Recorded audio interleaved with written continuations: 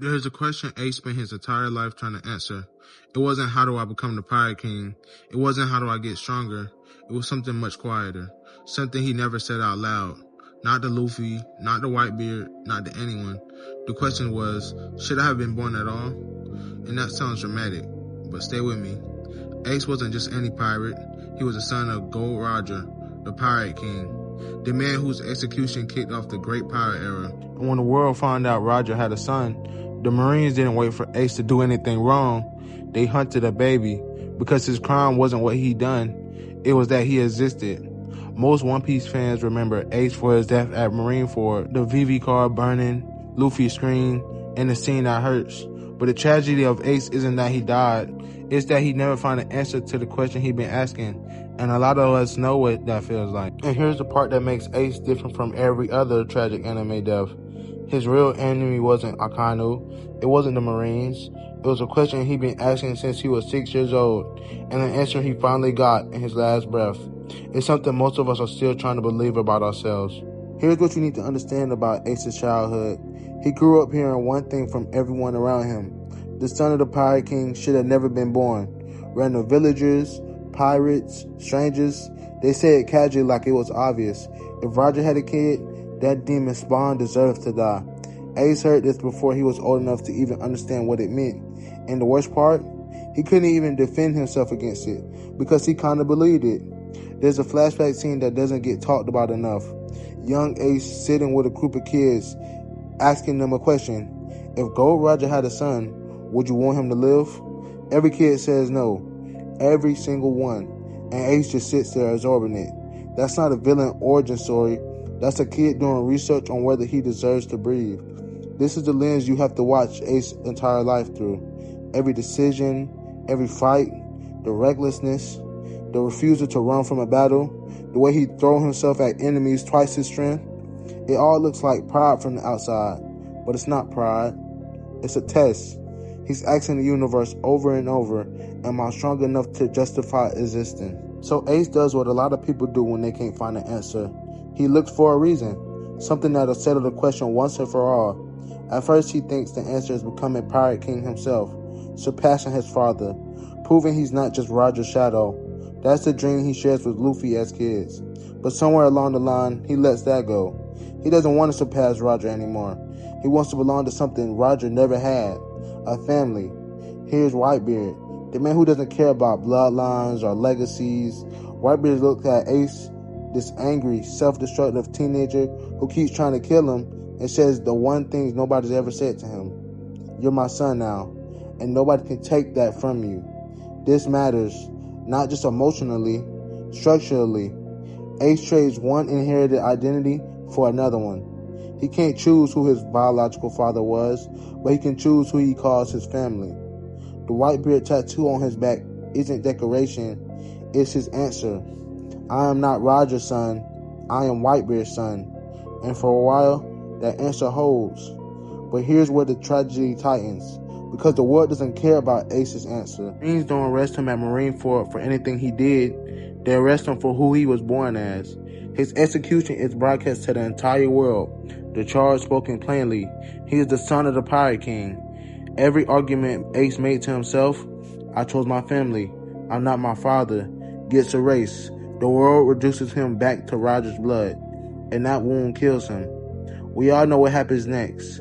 Akainu insults Whitebeard, calls him a failure, and Ace, who was free, who was seconds from escaping with Luffy, turns around. He can't let it slide. His pride, his loyalty, the one identity he built for himself, it all demands that he fight. It costs him everything. Fans argue about this moment constantly. He died because of a yo mama joke. He threw away everyone's sacrifice, but that's missing the point. Ace didn't turn around because he was stupid. He turned around because his entire life had been a fight to prove he wasn't worthless. In that moment, letting someone insult the man who gave him worth felt like losing that fight. He'd rather die as Whitebeard's son than live as Roger's. That's not a tactical error. That's the logical endpoint of a life spent asking if you deserve to be here. But here's what changes everything. And this is the part nobody talks about. Ace's final words aren't, I should have been stronger. They aren't, I failed. He thanks everyone. He thanks Whitebeard for loving him. He thanks Luffy for being his brother. He thanks his crew. And then he says something devastating. Thank you for loving someone like me. Someone like me. Even in his dying breath, the question is still there. Worthiness. He accepts love, but he receives it like a gift he doesn't deserve. Like a beggar, not a son. And yet, here's the turn. He smiles. For the first time in his life, Ace isn't fighting the question anymore. He's not trying to prove himself. He's not running from Roger's shadow or defending Whitebeard's honor. He's just grateful. The answer he'd been searching for wasn't, yes, you deserve to be born. It was something simpler. It was, you were loved anyway. Not because you earned it, just because. That's the reframe. Ace's tragedy isn't that he died without hearing that answer. It's that he spent his whole life looking for the wrong kind of proof. He thought worth had to be demonstrated through strength, through loyalty, through sacrifice. But worth isn't a test you pass. And the people who really loved him never needed him to prove anything anyway. And maybe you asked this question.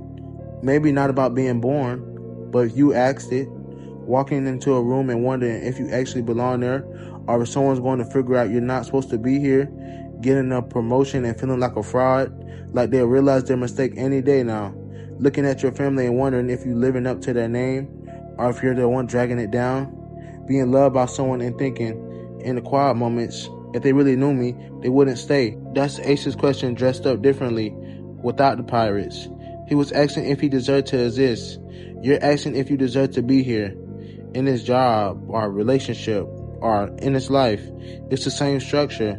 You inherited something you didn't choose, a family legacy, a reputation you didn't build, a version of yourself that other people assigned to you before you had a say in it. And somewhere along the line, you started believing the only way to keep your place was to be exceptional enough to justify it. So you overperform. You never say no. You never let yourself rest. Because resting feels like admitting you don't deserve the spot someone gave you. And the hardest part, the part Ace never got to learn, is that the people who love you aren't keeping score. Ace died believing he had to earn his place, but his final smile tells a different story. In that last moment, surrounded by the people who came for him, Luffy who crossed oceans, Whitebeard who brought an army, his crew who refused to abandon him, he finally received what he'd been chasing his whole life. Not proof, just love.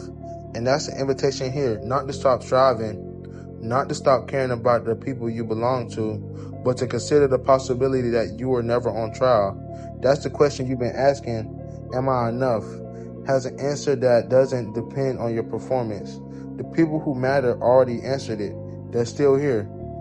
If this connected with you, if you ever felt like you were living in someone else's shadow, or like you had to prove something just to take up space, I'd love to hear your story in the comments. This is what the channel is about now. Not just animated analysis for its own sake, but using these stories to understand the things we're all carrying. Hit subscribe if that sounds like your kind of thing, and I'll see you in the next one. Peace.